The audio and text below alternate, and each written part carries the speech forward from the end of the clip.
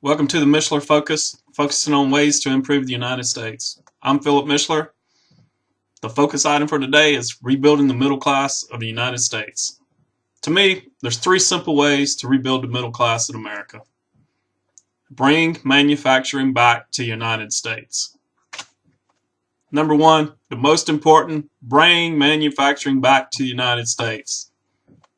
And number two, got to improve our education system. Our education system is subpar. And the third, and probably another highly important issue, is cut government spending. The government's taking too much of our money. We need the government to take less, spend less, help revive the middle class of America. Number one focus, bring manufacturing back to the U.S. How can we make this happen? To me, pretty simple. Start enforcing standards on the imports coming into the United States. Same thing that the companies producing in the United States have to meet. Mainly, number one is the U.S. OSHA and EPA requirements. If your item's going to be imported into the United States, the company in the foreign and the overseas market must meet U.S. OSHA and EPA requirements. Big business not going to like it, too bad. Let's get the companies on the same footing. And also, it helps the environment all the way around, correct? And the safety of the workers. Need to set a minimum requirement. Not sure, 25, 30, 35. I'll let the smart people decide that. Some percentage, I'm guessing 30% of American minimum wage is the minimum should be paid to any foreign worker in an overseas market, including Mexico, including all India, Asia, all the places that are normally pennies on the dollar. Let's start bringing their economies up, paying the people more, and it should still be beneficial. If it's not beneficial, get the jobs back in America. And require a tax entity in the United States. If the company does not want to have a tax entity in the United States, they should be subject to severe import tariffs. If they want to do business in the United States, having a tax entity in the United States is just the cost of business doing business. For education, standardize education. The government's role, the only federal government role in it, should be to standardize the outcome of each grade level. And then the states should be in control of how to make that happen. But it needs standardized, and it needs to be English, math, and science required at every grade level. Let me say that again so we start getting on par with some other countries. English, math, and science should be required at every grade level.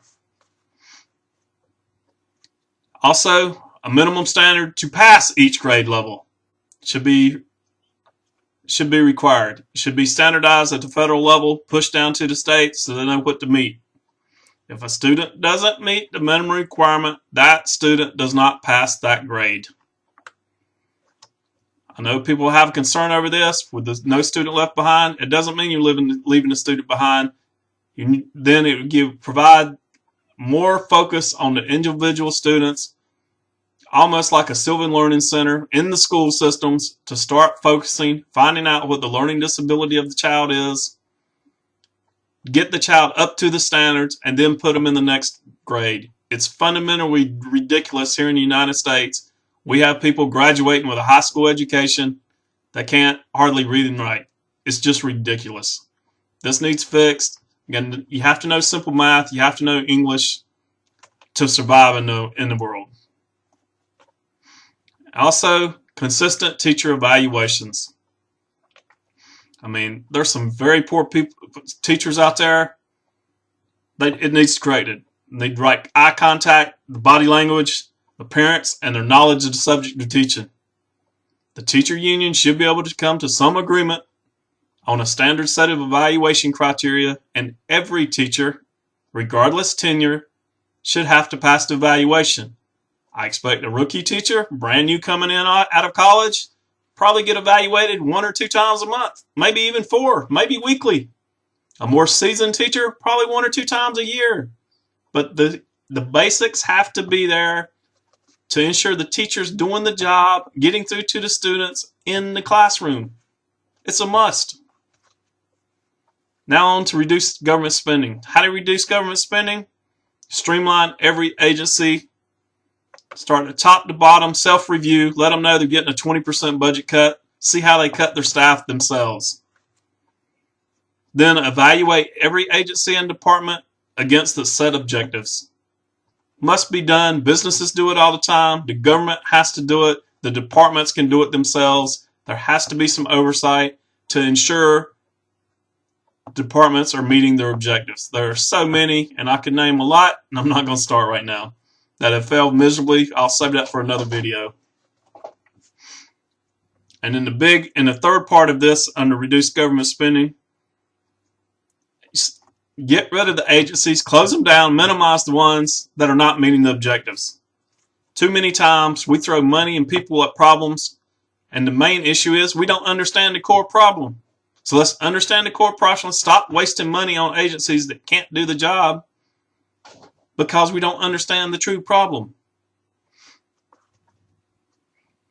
The Mischler Focus for today is focused on how to rebuild America, rebuild the middle class of America.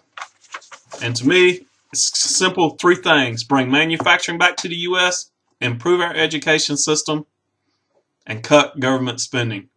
Thank you for watching the Mischler Focus today. I'm Philip Mischler. Thanks for watching the video.